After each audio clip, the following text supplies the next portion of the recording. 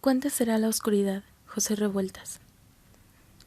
Ahora no tenía anteojos, y su mirada se había empequeñecido tanto que le era preferible mantener los párpados cerrados, sin que pudiese remediar una dura y áspera desolación interior sacudiendo su alma.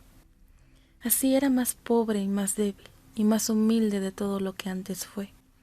Y aunque esto contribuyera a fortalecerlo, dábale miedo dentro del corazón, porque, en fin de cuentas, no era otra cosa que una humana criatura, con el cuerpo vencido y con los ojos sin siquiera mirar bien, ni siquiera mirar bien las cosas del espíritu, porque estaban llenos del asombro de la vida y de la muerte, y por ello, secos en definitiva. Pues si la lumbre que está en ti es oscuridad, la oscuridad, ¿cuánta será? Recordó las palabras del Evangelio según San Mateo. Cuán poca es entonces, se dijo, cuán poca y cuán incierta la pobre luz de los hombres. Como ser humano, como ser dueño de una dignidad natural, jamás se había sentido tan lleno de impotencia. Si abría los ojos, en su torno solo encontraba manchas, casi deshumanizadas que, sin embargo, eran, como él, seres de carne y hueso, y con vida. Pero ese abrir de ojos renovaba dentro de su corazón el sentimiento de soledad, de terrible desamparo, dependencia y pequeñez.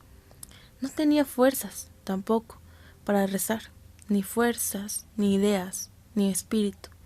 Así como, de igual manera, sentíase del todo débil e inútil para decir algo que consolase a la pobre gente que lo rodeaba. Quizá, de tener sus anteojos, se sentiría otra vez fuerte, piadoso y activo, como cuando se inició en el conocimiento de los evangelios, pero ahora solo comprendía su propio dolor y su propio miedo. Recordaba a los perseguidores, cómo tenían el rostro completamente pálido y cómo la voz ya no era suya. Tal vez sufrieran igualmente que los perseguidos, pero sin duda con un sufrimiento cargado de rencor y de tristeza. Sin embargo, al mismo tiempo pensaba, lleno de alarma, que a los perseguidores, a los instrumentos llenos de venganza, no los perseguiría, como a Caín, el ojo de la divina providencia, que eran tan fuertes y lóbregos que el remordimiento jamás podría habitar dentro de sus corazones. ¿Y si volvieran? Si algún grupo de ellos lo encontrase aquí, en medio de su aterrorizado rebaño, ¿cómo podría huir de él, casi ciego, con sus inútiles ojos miopes?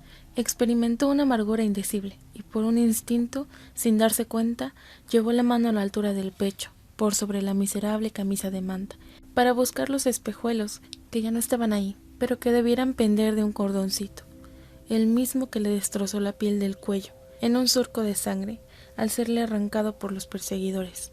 La informe y dura mancha de una mujer se le aproximó. «Hermano pastor», le dijo, «calme usted a la niña. Haga usted que no llore, por favor». La voz de la mujer era temblorosa y queda. El pastor abrió los ojos hinchados. Daban lástima, hoy mucho más pequeños, como semillitas. «Solo usted puede calmarla», oyó que agregaba la mujer. No quiso replicar una palabra. Miró al rostro opaco de la mujer y hubiera querido besarle la frente y darle las gracias por su fe. Justamente besarle la frente en el sitio mismo de la terrible herida. La mujer mostraba un machetazo de refilón que le había despellejado la mitad de la frente. Y ahora, al hablar, espantaba las moscas con una mano, y este movimiento era como una ave rítmica, humana y extraña. Sí, el pastor había oído a la niña desde hacía varias horas, las horas que llevaban refugiados ahí, aunque tal vez aquellos gemidos se remontasen a un tiempo más lejano, a un tiempo absolutamente lejano. El pastor había visto cómo era una niña pequeñita y cubierta de sangre, pero seguramente no lloraba por sus heridas, sino por algo más espantoso. Al comprender esto sintió toda la infinita inutilidad de su propia vida y de la vida en general. ¿Por qué deberían ser así las cosas? ¿Por qué no habría nada detrás del hombre, sino pavor? Aquella niña lloraba, pero su llanto era un llanto adulto y envejecido, extenso, un llanto más allá de la edad. «Déjame y vete», dijo entonces, imperiosamente a la mujer. Los ahí reunidos habían llegado a un punto mortal y solitario, que les revelaba lo nunca visto y lo definitivo. El pastor ya no era un hombre de Dios, sino un ser desnudo y sin potestad, y todos estaban desnudos frente a sus propias vidas. Lo ocurrido hasta entonces era más tremendo y más fuerte que la fe, y desde ahora comenzarían a contemplar algo extraordinariamente frío, no imaginado nunca. La mujer quiso insistir ante el sacerdote, pero de pronto le pareció aquello sin el menor sentido. La pequeña Néstora debía sobrellevar, aún tan pequeña, aún tan sin pecado, todo su sufrimiento, todo su terror, y eso en soledad, sin ayuda de nadie, porque era una niñita a quien le había tocado saber, en un solo golpe, del dolor entero del mundo, como si fuese un testimonio vivo de la impiedad que habita en cada uno de los rincones. Regresó a su sitio la mujer junto a la niña y junto a Demetrio, que estaba ahí sentado. «Ya está llorando más quedito», dijo Demetrio en relación con la niña y a modo de consuelo. La mujer se sentó junto a su hombre, terriblemente absorta y con los oídos dispuestos tan solo a oír el llanto de la pequeña. No le importaba ya nada en el mundo sino ese llanto, y ese llanto no cesaría jamás, ni siquiera con la muerte. «¿No quiso venir?», preguntó Demetrio señalando con la cabeza hacia el pastor. «Creo que no me reconoció», repuso ella con voz sorda. «Creo que se está quedando ciego». La pequeña Néstora reposaba entre dos matas de maguey, sobre cuyas hojas un delantal servía de mosquitero. Todos los ahí reunidos, Genoveva, Abigail, Timoteo y desde luego los padres Demetrio y Rosenda, tenían concentrada su atención, como hechizados, en el sollozar de la niña. Nadie decía una palabra, pues era como un sortilegio oscuro, como una revelación de algo pesado y descomunal que aún no se comprendía del todo, pero que era el descubrimiento de un hecho inexistente en la vida, y que ellos hasta ahora no habían sospechado. Un martirio sin medida los ataba a ese llanto. La conciencia de una crueldad inaudita obligábalos a no escuchar ya otra cosa que aquel sollozo sobrehumano. Se refugiaban al amparo de una colina, sobre la extensión tristísima del desierto sembrado de magueyes. Era como si el país, sobre su tierra, no tuviese otra cosa que magueyes, hasta el horizonte, y con algo de extrañamente humano, sentados, encogidos, herméticos, como animales humanos y a la vez vegetales. Pero también era como la resurrección, porque el cielo, entre las agaves, las volvía de tan radiante flores. Flores verdes, coronas, laurel espantoso y puro. Se refugiaban ahí porque allí estaba la soledad, y quizá a ese sitio no llegasen los perseguidores. No llegara el odio, aunque estaba presente para toda la eternidad, el llanto de la niña que era peor que el odio y la persecución. Todos callaban. Ahora no podían volver a mirar frente a frente el rostro de ningún ser humano, de ningún semejante. Ahora ya no comprenderían ese rostro, ni si en alguna ocasión hubo un lazo vital, solidario y de especie, entre ese rostro y los propios rostros de ellos. Aunque las cosas volvieran nuevamente a ser normales, ya no serían las mismas, pues se había establecido un vacío sin medida que ocupaba todo el derredor, como un mar. Abigail tosió y todos sintieron el dolor que aquella tos causaba sobre el cuerpo de la mujer. Se había vuelto muy fea, cuando antes era lozana, tranquila, muy sucia, como una bestia, y a simple vista se advertía cómo no se la podía tocar siquiera, a tal grado, por dentro. Era un sistema de dolor y de desorden bajo el vientre, esparrancada, como una parturienta. Se tendía completamente inmóvil, completamente inhumana.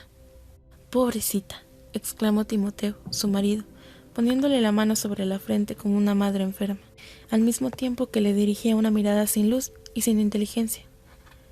«Pobrecita». Sin embargo, todos sus deseos eran que muriese.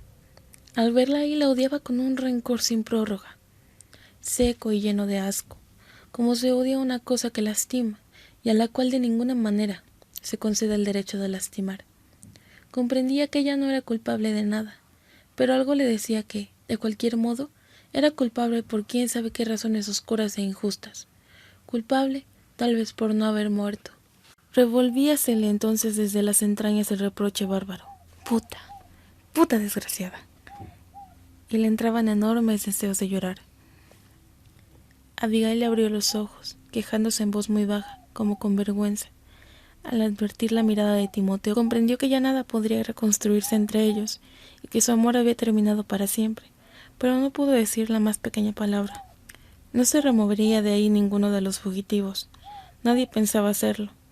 Aquella era su patria de magueyes, de cactos, patria colérica, patria espesa, con su desesperado cielo.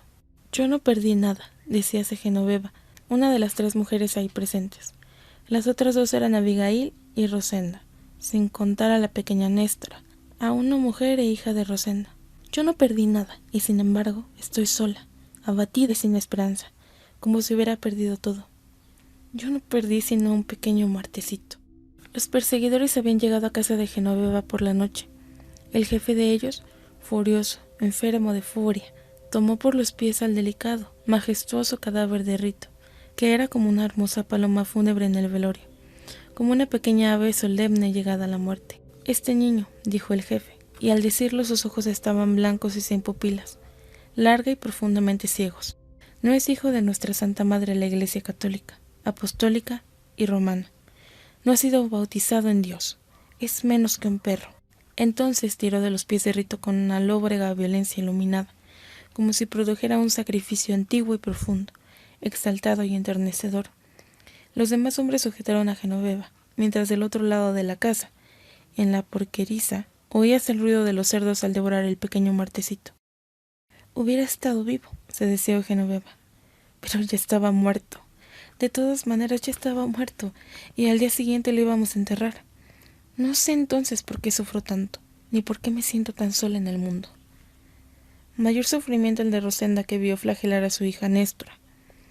Cubrieron de sangre el cuerpo de la pequeña, a fuerza de machetazos, y ahora la niña estaba loca y sollozaba sin medida. La bautizaré en la Iglesia Católica, les gritó Rosenda. Pero déjenla por Dios y todos los santos. Sin embargo, los perseguidores no dieron oído a sus palabras, y aquello duró como si hubiese durado por toda una vida. Hoy era imposible comprender nada. Allí estaban todos reunidos, pero sin comprender ya nada de la existencia. El viejo pastor protestante, vestido con su calzón de manta y calzado con sus guaraches, parecía dormir. Apoyaba la cabeza en un montón de tierra y los ojos fuertemente cerrados. Parecía dormir, pero abrió los párpados y se convenció de que había perdido la vista por completo. Entonces, muy quedamente empezaron a rodar las lágrimas por sus mejillas. Todo estaba consumado.